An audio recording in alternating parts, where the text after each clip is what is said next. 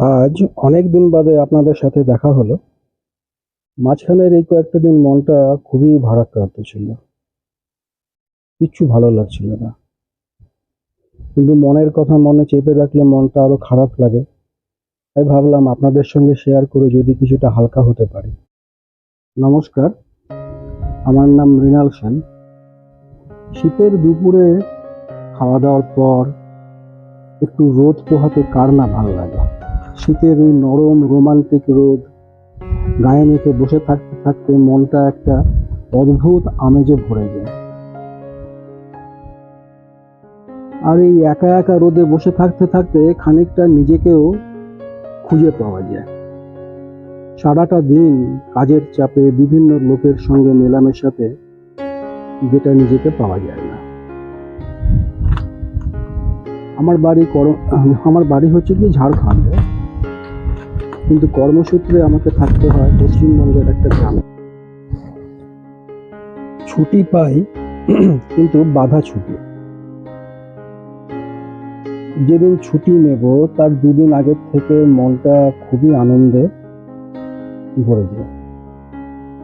তার একমাত্র কারণ হচ্ছে গিয়ে ছুটিতে যখন আমি বাড়িতে যাব তখন আমার সেই ছোট্ট মেয়েটা মুখটা বারবার মনে পড়ে। যে আমি যখন বাড়িতে যাই তখন কিভাবে ও ছুটে এসে আমাকে জড়িয়ে ধরে। গাড়ি চালিয়ে রাস্তায় যেতে যেতে বারবার এই জিনিসগুলো আমার মাথার মধ্যে খেলা করে। কিন্তু আবার গাড়ি চালাচ্ছি, একটা ভয়ও থাকে, রাস্তাঘাটের ব্যাপার। বাড়িতে গেলে ও আমাকে একদম সেই ধৃতরাষ্ট্রের মতো জাপটে ধরে জড়িয়ে থাকে বেশ কিছুক্ষণ। আমি বাড়িতে গেলে একদম ছায়ার মতো আমার সঙ্গে লেগে থাকে, কাউকে পাত্তাই দেয় না। বাবা এই করব, বাবা ওই করব, ঘোরাতে নিয়ে যাবে, কখন ঘোরাতে যাবে, দুপুরবেলায় আমার সঙ্গে ঘুমাবে, রাতেও আমার সঙ্গে ঘুমাবে। আর যেদিন চলে আসবো সেদিন আমাকে বলে, বাবা তোমাকে যেতে হবে না। আমি বলি, মা রে যেতে তো হবে, না গেলে তো বস বকবে। বলে কিচ্ছু হবে না, আমি বসকে বকে দেবো, তুমি যাবে না। এই যে টান, এই টানটা কাটিয়ে চলে আসা যে কতখানি কষ্টের ব্যাপার, এটা একমাত্র বাবারাই বুঝতে পারে। এইভাবে যে চলে আসতে হয়, আমার মাঝে মধ্যেই মনে হয় যে এইভাবে করতে করতে তো একদিন মেয়েটা বড় হয়ে যাবে। বড় হয়ে গেলেই ওর নিজের জগৎ একটা তৈরি হবে। আর আমি এই যে এই সময়টাতে যে জগৎটা হারাচ্ছি, সেটা কি আমি আর ফেরত পাবো? ঠিক এইখানটাতেই আমার বড় নিজেকে অসহায়, বড় দুর্বল লাগে। কিছু করতে না পারার যন্ত্রণাটা মনের মধ্যে জমা হতে হতে একটা ক্ষোভের মতো তৈরি হয়। এই ক্ষোভটাকে বুকের মধ্যে চাপা দিয়ে, পাথর দিয়ে চাপা দিয়ে রাখতে হয়। এই রোদ পোহাতে পোহাতে আরো কত কথা যে মনের মধ্যে ভেসে আসে। মনে পড়ে মায়ের কথা। শীতের সময় মায়ের হাতের পায়েস, বিশেষ করে খেজুর গুড়ের পায়েস, সেই কথাটা বড় মনে পড়ে।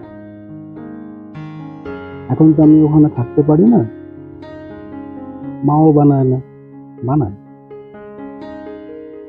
যেদিন ছুটি নেই বা ছুটি নেবো নেবো একটা বুঝতে পারে, তখন ফোন করে জেনে নেয় তুই কবে আসবে। ঠিক সেই দিনই পায়েসটা বানাবে। পায়েস বানিয়ে আমাকে এক বাটি দিয়ে বলবে, নে খা।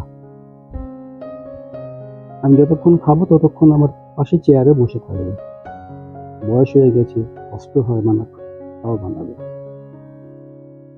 পাটিসাপটা, খেজুরের পায়েস, খেজুর গুড়ের পায়েস আমি খাবো। খেয়ে যখনই বলবো যে খুব ভালো হয়েছে, তখন একগাল হেসে বলবে, যাক ভালো হয়েছে, বেঁচেছি। এই দিনগুলো আমার খুব মিস করি, খুব মিস করি, কিন্তু কিচ্ছু করার নেই। দুদিন বাদই মকর সংক্রান্তি। মকর সংক্রান্তিতে এবারে যেতে পারবো না, কাজের চাপ আছে কিছু। মকর সংক্রান্তির পরেই যাব। মা কিন্তু ফোন করে জেনে রেখে দিয়েছে যে কবে আসবে।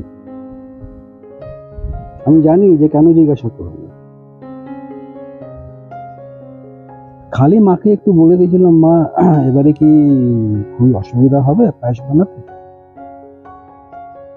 বলে, তুই কবে আসবে? কোথায় পাবো এই জিনিসটা? কোথাও পাবো না।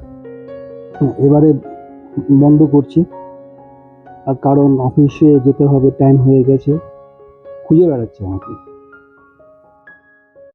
ধন্যবাদ, আবার দেখা হবে।